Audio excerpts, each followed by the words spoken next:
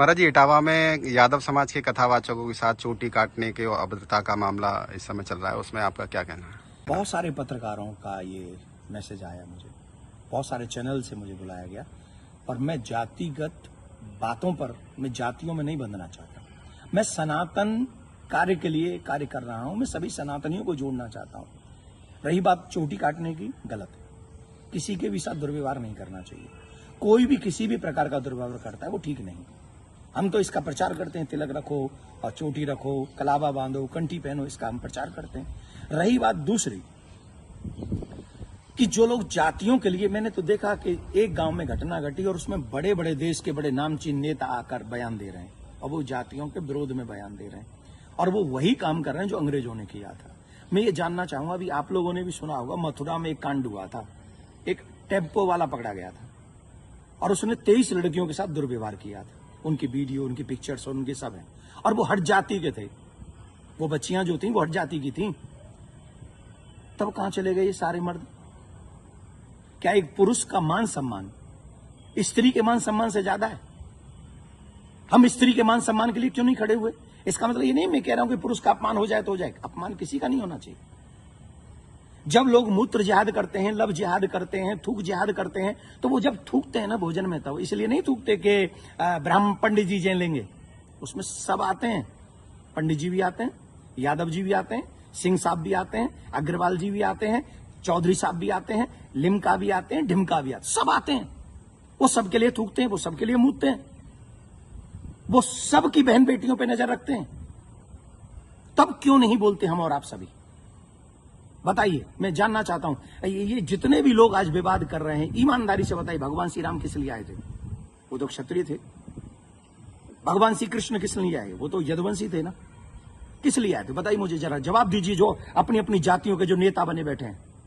मैं जानना चाहता हूं आपसे, जितने भी अवतार तुम्हारे सनातन में जिन पुराणों के अनुसार हुए, जिन पुराणों के अनुसार तुम अपने आप को हिंदू लिखते हो, किसके लिए अवतार हुए थे? वो धर्म की स्थापना के लिए हुए थे, और धर्म की स्थापना करना ही हम सबका दायित्व है कि हम इस देश में धर्म की स्थापना करें, ना कि धर्म का खंडन करें। हम सबको चाहिए कि एक साथ रहकर अपने धर्म का सम्मान करें, अपने धर्म को बढ़ाएं, अपने देश को बचाएं। ये हम लोगों की ड्यूटी होनी चाहिए। और जितने भी यदुवंशी सुन रहे हैं ना, my dear, listen to me. निश्चित तौर पे मेरा जन्म जो है ब्राह्मण कुल में हुआ है, लेकिन आपको एक और बात बता दूं, यदुवंशी मेरे हैं सब। पूछिए कैसे? भगवान श्री कृष्ण का नामकरण जिन ऋषि ने किया था, गर्गः पुरोहितो राजन यदु नाम सुमहातप, मैं गर्गाचार्य जी का वंशज हूं। क्या मैं आपका बुरा चाहूंगा? क्या मैं जाटवों का बुरा चाहूंगा? मैं चौधरियों का बुरा चाहूंगा? मैं बनियाओं का बुरा चाहूंगा? किसी का बुरा नहीं चाहता।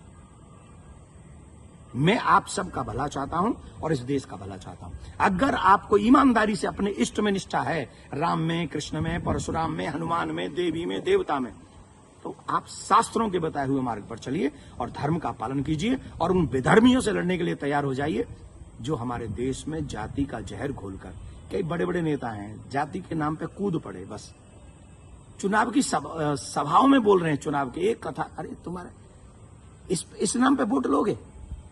लेकिन महाराज जी, सवाल ये आ रहा है कि ब्राह्मणों के अलावा और कोई समाज का व्यक्ति कथा कर सकता है कि नहीं कर सकता? क्यों नहीं कर सकता भाई? कथा प्रवचन कहीं भी करे। हम अपने बच्चों को कहानियां सुनाते, कथा सुनाते हैं, क्या बुराई है? हर एक जाति के व्यक्ति, मम्मी पापा, दादी दादा, नानी नाना तो अपनी ही जाति के होंगे ना। कहानी सुनाए, कथा सुनाए, कोई बुराई नहीं है। लेकिन व्यासपीठ पर बैठ के सप्ताह करना, देखिए उसकी विधा, हम शास्त्रों की बात करेंगे।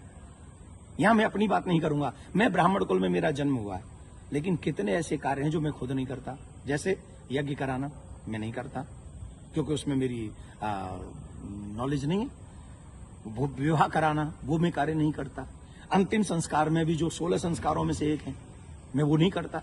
जो चीज मेरे हाथ में नहीं है वो मैं नहीं कर सकता, और जो मेरे हाथ में है वो मैं कर सकता हूं। जब हम भागवत करते हैं, एक अनुष्ठान करते हैं, अनुष्ठान को अनुष्ठान रहने दीजिए। सत्संग, प्रवचन, रामायण इत्यादि हम सब करें, कौन रोकने वाला है? और कितने ऐसे लोग हैं जो ब्राह्मण नहीं है, वो भी कथा कर रहे हैं। हमारे यहाँ तो मुस्लिम भी राम कथा करके गए हैं और हमने उनको स्वीकार किया। रसखान को हमने स्वीकार किया है। रसखान के पद हम लोग गाते हैं। तो इसमें जाति के चक्कर मत पड़िए, जाति बंधन मत फैलाइए। मैं हाथ जोड़ के प्रार्थना करता हूं, आइए हम सब एक हों, सनातन, देश और धर्म और आने वाली पीढ़ी को बचाएं। यही हमारा दायित्व है। जय श्री राम।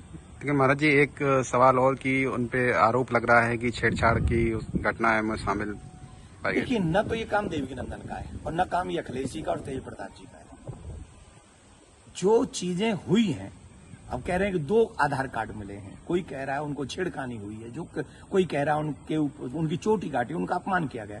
तो इसके लिए संविधान है, इसके लिए प्रशासन है, हमें बांटना नहीं है। प्रशासन अपना काम करे, जहां जो जिसकी गलती हो उसे सजा दे। पंडित जी की गलती है तो पंडित जी को सजा दे, यादव जी की गलती है तो यादव जी को सजा दे। लेकिन जो बड़े बड़े लोग हैं, जो बड़े बड़े पदों पर बैठे हैं, उन लोगों को जातिवाद फैलाकर समाज को लड़ाना नहीं चाहिए। ये अच्छी बात नहीं है। धन्यवाद।